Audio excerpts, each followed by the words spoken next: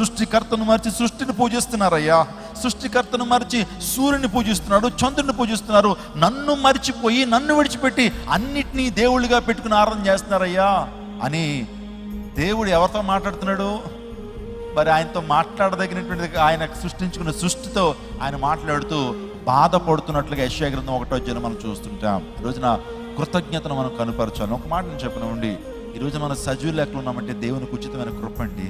ఈరోజు మనం ఇంకా బతికి బట్టగలుగుతున్నామంటే అది దేవుని కృప.